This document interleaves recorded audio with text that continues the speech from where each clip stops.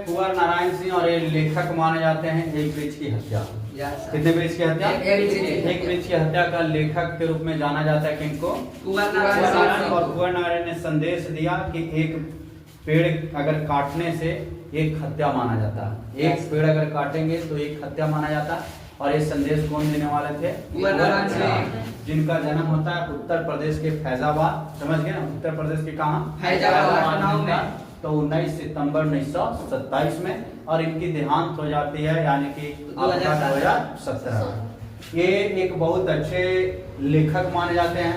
इनको ज्ञानपीठ पुरस्कार भी दिया गया है साहित्य के क्षेत्रों में। और साहित्य के क्षेत्र मतलब कि हिंदी में, साहित्य के क्षेत्र में हिंदी। और इसमें जो ज्ञानपीठ पुरस्कार में अवार्ड राशि मिलता है यानी पुरस्कार राशि 11 लाख प्लस एक ताम्र पत्र होता है, एक पेपर रोलिंग होता है और एक शॉल मिलता है ज्ञानपीठ पुरस्कार में। कोई दिक्कत? आप इन्होंने देखिए कहता है कि इन्होंने कविता लिखने की शुरुआत सन 1950 में कर दिए थे, यानी कविता लिखने का जो शुरुआत कर दिए थे सन 1950 ईस्वी के आसपास किए। इनकी प्रमुख रचना एक है चक्रव्यूह। क्या है? चक्रव्यूह। कहा जाता है ना कि भगवान के चक्रव्यूह से कोई बच नहीं पाया, और उससे आप कितना भी अगर बचना चाहिएगा तो कोई व्यक्ति बचे नहीं पाता। उस चक्रव्यूह का जो रचयिता थे यानी लेखककार थे ये कुंवर नारायण सिंह माने जाते हैं। दूसरा लिखे हैं परिवेश। परिवेश का मतलब हम लोग के चारों तरफ आसपास के माहौल। आप जैसे माहौल में रहिएगा वैसे आप बन पाइएगा, और जैसा माहौल आप बिगाड़िएगा वैसा आपका भी समय बिगड़ता चला जाएगा। जैसे अभी हम सभी का समय का कीमत पता नहीं चल रहा है, क्यों? क्योंकि हम लोग वैसे परिवेश में नहीं शामिल हैं।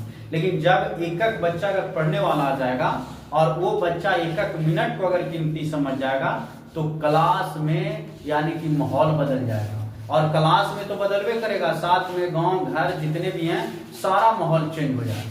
तो ये परिवेश लिखे। क्या लिखे? परिवेश। पहला लिखे चक्रव्यूह और दूसरा लिखे परिवेश। और परिवेश में ये तात्पर्य बताएं, इसका संबंध बताएं आसपास के माहौल से। किससे? जैसे आप पढ़ रहे हैं और घर में एक भी बच्चा पढ़ने वाला नहीं है, क्या है आपको वो पढ़ने देगा?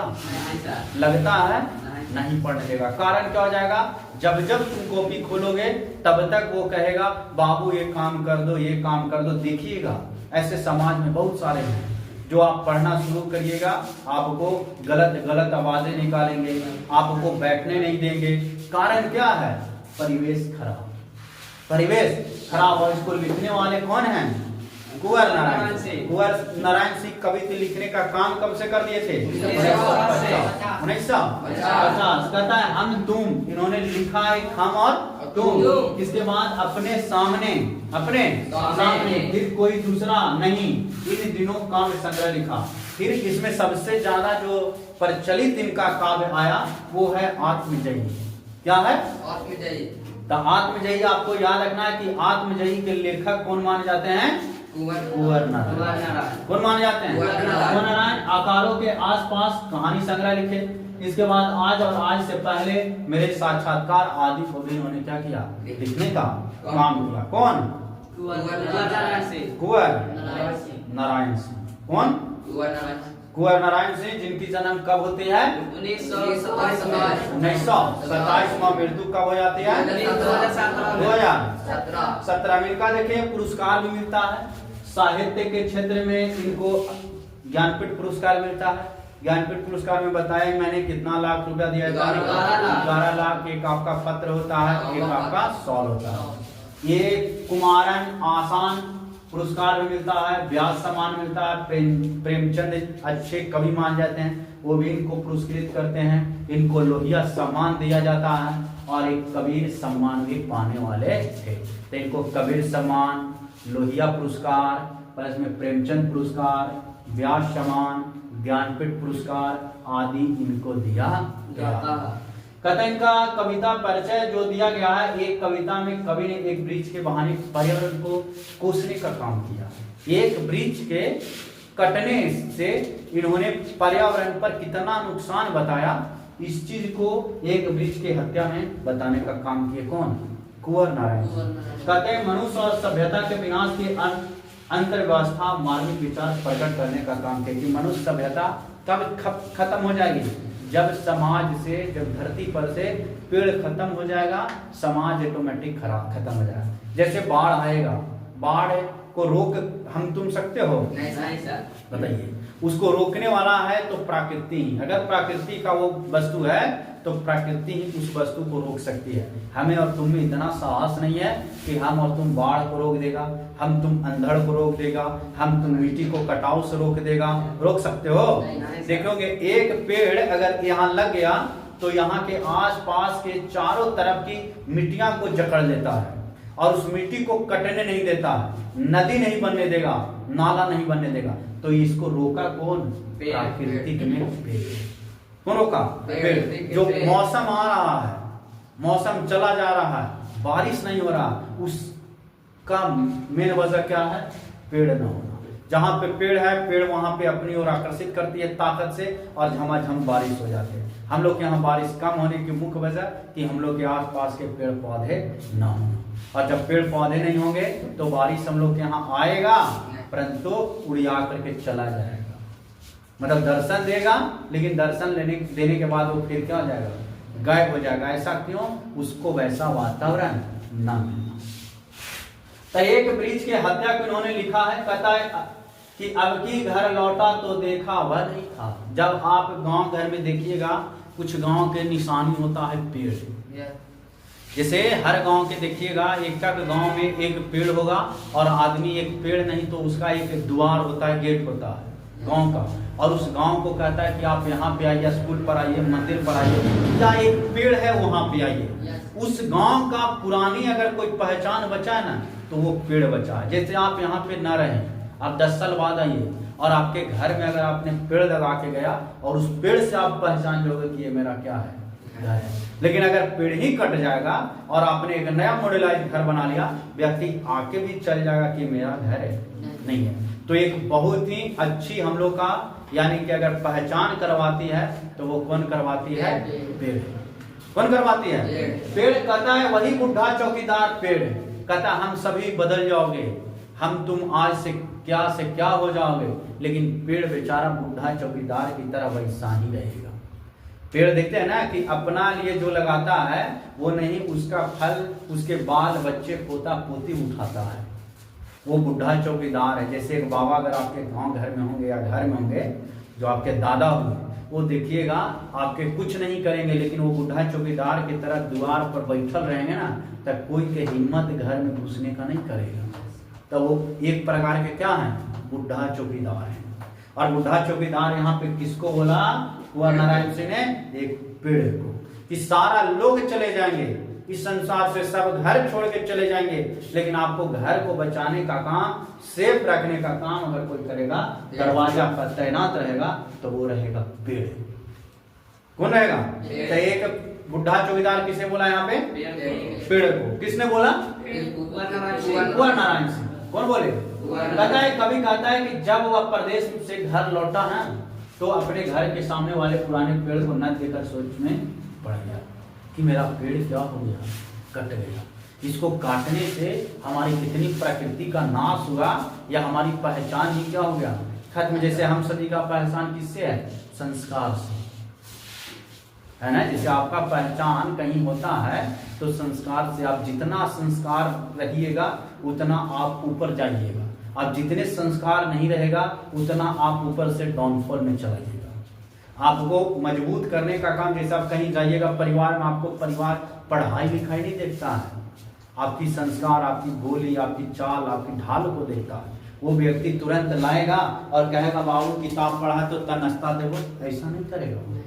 आपको वो वहां पे वैसा प्रस्तुत करता है नहीं, वहां पे वो व्यक्ति क्या प्रस्तुत करेगा? आपका हालिया देखेगा, वो आपका जीवनी देखेगा, आपके माता पिता के यानी वजह देखेगा कि ये परिवार कैसा है, सुशील है, तो इसको बैठाओ, नाश्ता दो, कहाँ से आया है, क्या बात है, पूरा आपको से हालचाल लेगा। होता है जैसे आप लोग कहीं फैमिली में जाते होंगे तो आपका कोई पूछता होगा कि कहाँ तक पढ़े हैं, नहीं, क्या करता है, नहीं, 5 मिनट में आपका हाल चाल और बोली देख के बता देगा ये लड़का कहाँ तक के जा सकता है। तो आपने वहां अपनी परीक्षा दिया, वो परीक्षा आपको किससे ले लिया? संस्कार से। किससे? संस्कार से। संस्कार से। कहता है सोच में पड़ गया आखिर पेड़ क्यों कटा गया। कहता है क्योंकि जब कभी घर आता तो उस पेड़ के चौकीदार की तरह तैनात पाता था, आज मेरा चौकीदार ही क्या हो गया, खत्म हो गया। क्या हो गया? चौकीदार खत्म हो गया। कहता है पुराने चमड़े का बना उसका शरीर वही शख्स जान। जैसे पेड़ देखिएगा जितना पुराना होगा उसका खोल उतना ही पुराना हो जाएगा। होता है ना।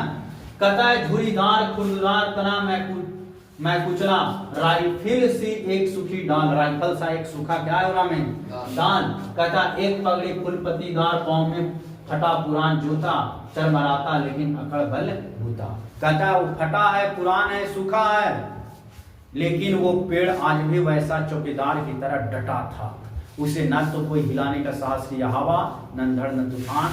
आज मैं इसे क्या किया या हमारा फैमिली इसे काट दिया, मेरा नक्शो नाबूद कर दिया। कौन?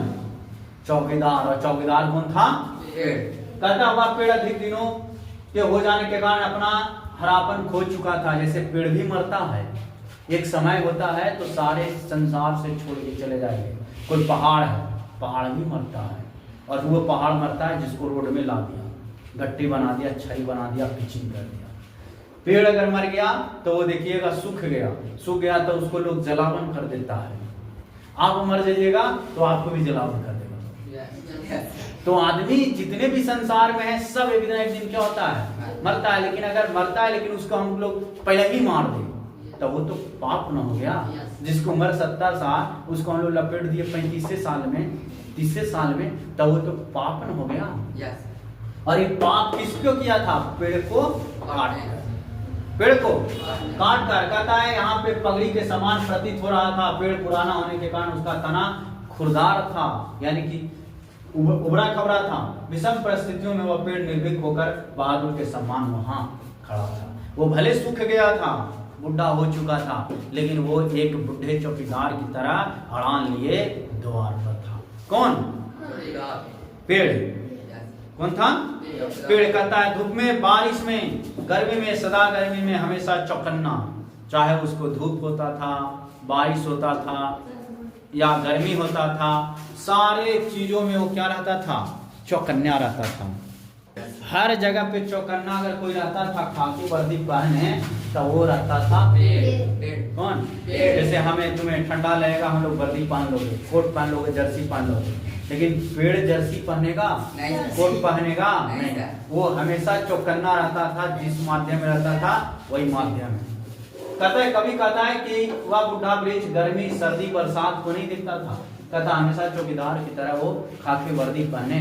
जब देखोगे पेड़ जब पुराना हो जाता है तो उसका जो छाल होता है वो धूसर हो जाता है, भूरा टाइप का हो जाता है, और वो हमेशा छाल नष्ट होने के कारण हल्के हल्के पीले रंग का दिखाई पड़ना शुरू हो जाता है। देखोगे बहुत सारे ऐसे जो कमजोर हो जाएगा पेड़ टहनी वो पीला हो जाएगा, पीला हो जाएगा उसके बाद वो भूरा रंग का हो जाएगा और धीरे धीरे वो छुट कर गिरना शुरू हो जाएगा। और इसको बुढ़ा चौकीदार बोला। कहता है दूर से ही ललकारता कौन? पेड़ दूर से ही ललकारता था। कौन? जैसे रात में आप कोई पेड़ है उस पेड़ के किनारे से आप पार होइए, आपको पेड़ ललकारेगा कौन जा रहा है रे। आवाज भले नहीं है लेकिन उसकी सरसराहट में आवाज है। उस सरसराहट को आप देखिएगा ना तो आपको भय लगेगा। और कोई आदमी बैठल भी ना रहेगा ना और खाली खगड़ा ढकर ढकर करेगा ना, पूरा गर्मी उतर जाए।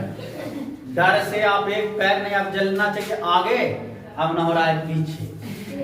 अब आप नहाए वहीं ठाक और जय हनुमान ज्ञान गुण सड़क पढ़ना शुरू कर दिया। तो वो चौकीदार की तरह काम कौन करता है? पेड़। रात में दिन में एकांत में ललकारता कौन है? पेड़। कौन?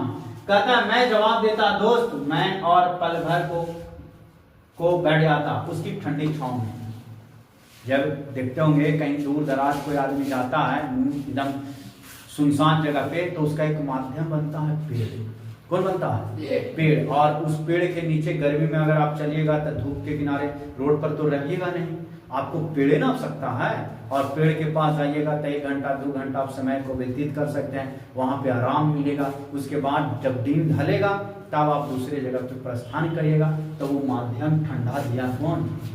पेड़। और पेड़ को हम लोग क्या करते हैं? काट देते हैं। कहता दरअसल शुरू से ही हमारे अंदेशों में कहीं एक जानी दुश्मन है, तो वो है आपका कौन? मनुष्य। जानी दुश्मन कौन है? कहता है, कभी कहता है कि जब वह पेड़ के समीप पहुंचता था कि दूर से ही वह चौकीदार के सामना सावधान करता था। कहता तात्पर्य यह है कि जैसे चौकीदार आने वाले से जानकारी लेने से पूछता था कि कौन है, किससे मिलना है, क्या करना है, वैसा ही मानो कि पेड़ भी क्या करता था, यानी कि सुनता था कौन है, किससे मिलना है, क्या करना है। कहता है जानकारी लेने के लिए पूछता था। वैसे ही पेड़ कभी से जानना चाहता है, तब कभी अपने को उसका दोस्त करते हुए उस पेड़ को शीतल छाया में बैठकर यानी कि क्या करता है, उसका मानव का एहसास दिलाता है और काटे न दे इसके लिए वो बात करता है। कौन? पेड़। कहता है घर को बचाना है लुटेरों से, शहर को बचाना है नादिरों से, देश को बचाना है देश के दुश्मनों से। सुनिए ध्यान से, ये कुंवर नारायण से बताएं कि घर को बचाना है क्या से? लुटेरों से। शहर को बचाना है किससे? नादिरों से। और देश को बचाना है किससे? जैसे देश को खतरा बाहरी देश से नहीं है, यहाँ पे बैठे कुछ लोग हैं उनसे खतरा है। अब आप लोग के नहीं बोल रहे हैं, नहीं आप पैदल है क्या कह दो कि हमें इस देश से खतरा है, खास है। देश के जो चंद लोग हैं ना, जो हमारे देश की बात करते हैं, उन्हीं से सबसे ज्यादा खतरा है। हमें दूसरे देश से खतरा, दूसरा देश जब आएगा ना तो हम लोग देखेंगे उसके लिए सेना है, सेना सामने पार होने नहीं देगा उसको। लेकिन जो घर के लोग हैं ना, वो आपका लंका को क्या करेगा? ढाने का काम करेगा। और इसको लिखा है कौन? घर को बचाना है लुटेरों से। तो लुटेरा से कैसे बचेगा? गेटे लगा के ना। तो गेट किसका होगा? लकड़ी का। तो वहां चौकीदार काम किया कि नहीं किया? किया ना। शहर को बचाना है किससे? मदिरा पान नशेरी से, तो उससे बचाना है। देश को किससे बचाना है? दुश्मन से बचाना है। देश को किससे बचाना है? दुश्मन से। तो कोई पूछेगा कि हम लोग का दुश्मन वो देश है, नहीं, हम लोग का दुश्मन वो नहीं है, हम लोग का देश का ही लोग दुश्मन है। उसको आने में समय लगेगा, लेकिन देश के दुश्मन को आने और जाने में समय लगेगा। जैसे यहाँ कोई बम विस्फोट कर रहा है, वहां कह रहा है क्या विदेशी आ रहे हैं, आखिर कोई ना कोई तो हमारे देश के ही लोग ने उसको नुकसान कर रहा है। कोई स्कूल को उड़ा दे रहा है, कोई इसको उड़ा रहा है, उसको उड़ा रहा है। उड़ाने की वजह क्या? हम तुम ना कि और कोई? तो नुकसान देश को केकरा से है? विदेश से कि हम लोग के देश से? देखिए, और इसको लिखे कौन है? कुंवर नारायण। यानी देश के दुश्मनों से किसको नुकसान है? देश को। कुंवर नारायण। कभी कहते हैं कि घर को बचाना है लुटेरे से, शहर को बचाना होगा हथियारों से। कहता है देश को बचाना है देश के दुश्मन से, अर्थात घर शहर देश सभी सुरक्षित रहेंगे जब वृक्ष सुरक्षित रहेगा। और वृक्ष जब सुरक्षित नहीं रहेगा तो देश सुरक्षित रहेगा।